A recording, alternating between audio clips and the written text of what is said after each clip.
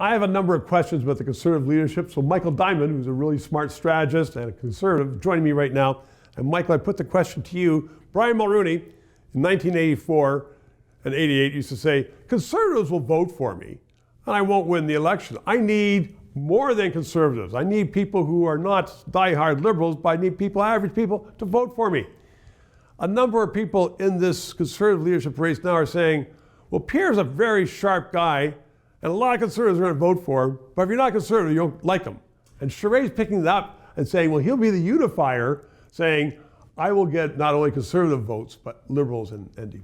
Well, look, I actually will reject the premise of the man who I think was the greatest Prime Minister of my lifetime, Brian Mulroney's statement in that regard, because that's sometimes true, but it's not always true. You're struck down for that. My mother would be very mad at me right now. If we were to look back at the recent Ontario election, Stephen LeDrew and Andrea Horwath ran such awful, uninspiring campaigns that they actually cannibalized their own vote, and they didn't get their vote. That voter turnout plummeted because those two parties were unable to inspire their own traditional supporters to get out to vote. So that is one path. But you know that Justin, if he runs again, if he's allowed to run again by his party, will be inspiring a lot of people. Still, they love his hair across Canada. In the last election, Erin O'Toole got more votes than Justin Trudeau, while also repelling his own base. So had he actually run as a Conservative, he may very well be Prime Minister today, because folks like me would have turned up to vote who were appalled by his campaign. If Poilievre wins,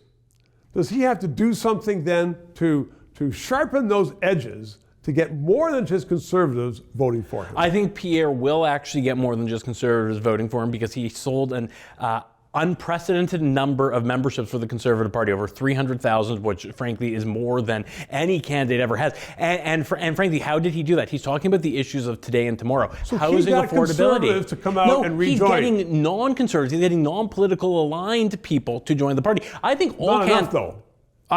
Enough maybe to win the leadership. We don't know. But not enough to win the country. Look, I'm not sure I agree with that. He's been talking about housing affordability for a lot longer than the consensus has been that that's the issue. He's a guy who actually has a great sense of what are the issues of tomorrow. And I think that's a way, don't ask yourself, what is the Conservative ideology that we want to present? It's what is the problem for tomorrow, and present a Conservative solution to that problem. That's how you get unaffiliated voters to join you. I think all three of the leading candidates actually have a claim to make that they're going to grow the tent. I think Jean Charest, for example, is a guy who's won several elections in Quebec. He can bring a new faction to the party. Patrick Brown is somebody who has great organizational skills in ethnocultural communities. That's something that he can bring to the party. Pierre Poilievre, talking about the issues of tomorrow, is bringing new demographics like youth into the Conservative Party. All three of them actually can make that claim, I think.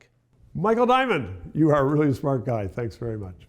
I read the comments that you leave after every show, and I get it. A number of you don't like my glasses. But a number of you saying, when we're asking for money, well, how much money does he need?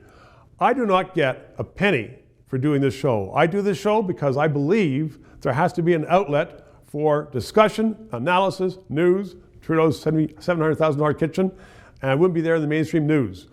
I'm asking for money because these guys behind the camera, the crew, they need to get paid to do their job. So help us.